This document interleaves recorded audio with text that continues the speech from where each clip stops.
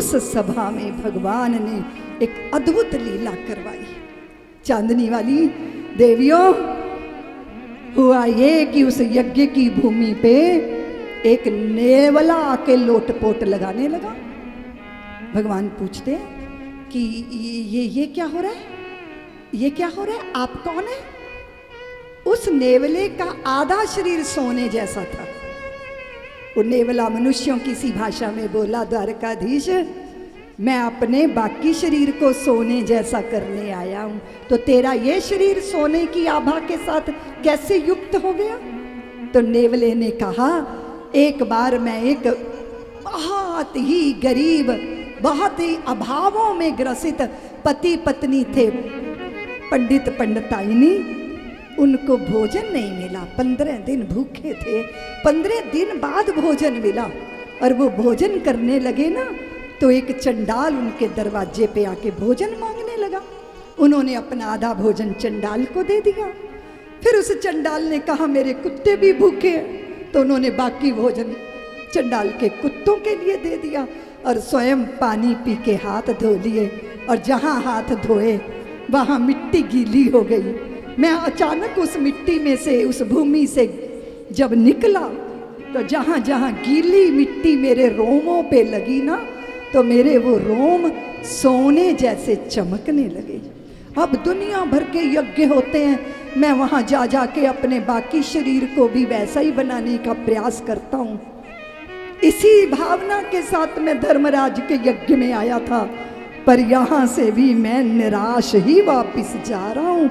भगवान ने धर्मराज की ओर देखा और भगवान मुस्कुराए, बोले, देख रहे हो युधिष्ठिर भैया, यज्ञ में सोने चांदी के सिंहासन दान किए जाते हैं, प्रभूत दान, दक्षिणा, गैया दान दी जाती हैं। वो यज्ञ तो महत्वपूर्ण है, लेकिन 15 दिन की भूखी आते हों और फिर कोई भूखा पुकार ले और हाथ का भोजन उस भूखे को समर्पित कर दिया जाए, इससे बड़ा कोई यज्ञ नहीं होता, इससे बड़ा कोई अनुष्ठान नहीं। भगवान ने धर्मराज युधिष्ठिर के हृदय में इतना विशाल कार्य करने का कहीं गर्व पैदा ना हो जाए, अभिमान पैदा ना हो जाए, इसलिए ये लीला की।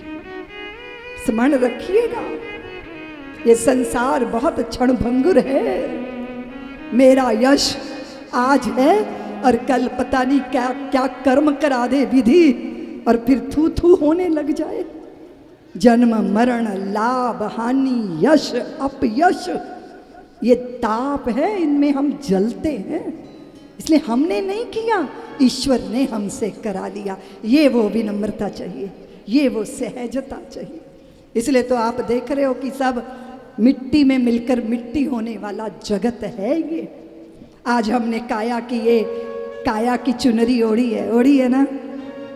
बंदा खूबसूरत होता है, बढ़िया आंखें, बड़ी सुंदर, जरा गोरी गोरी चमड़ी, और ऊपर से कोई पद पुद मिल जाए, है ना, कैसे चलते हैं लोग, ऐसे जैसे मदमस्त हथनी चली आ रही हो। और बुढ़ापा सब समेट देता है ना। अंगूर कब तक अंगूर रहेगा, कभी तो किशमिश बनेगा ही ना। ऐसे हाल हो जाता है, झुर्रियाँ पड़ जाती हैं। लेकिन हम शरीर पाके, जय जयकार पाके फूल जाते हैं। और भगवान को कुछ भी पसंद हो, तुम्हें लगता है कि धन्ने की मक्की की रोटी पसंद है, शबरी के जूठे बेर उनको रुचिकर लगते हैं, और वो विदुरानी के केले के छिलकों में स्वाद पा जाते हैं, पर मेरे प्रभु का भोजन क्या है जानती हो? जानती हो? अपने भक्त में पैदा हुआ गर्व। अगर अहंकार पैदा हो गया तो मेरे ठाकुर उस अहंकार का भक्षण कर जाते हैं, भोग लगा लेते हैं और अपने भक्त को अभिमान से मुक्त कर देते हैं। इसलिए गर्व नहीं, अभिमान करने का आप बताओ हमें अधिकार है क्या? बोलो ना। अभी जरा सा एक्सीडेंट होता है, सिर पे चोट लगती है, सारे मंत्र और सारे वेदों को जो कंठस्थ किया है, उपनिषदों को, अपना नाम तक भूल जाता है। ज्ञान कहाँ टिकने वाला है?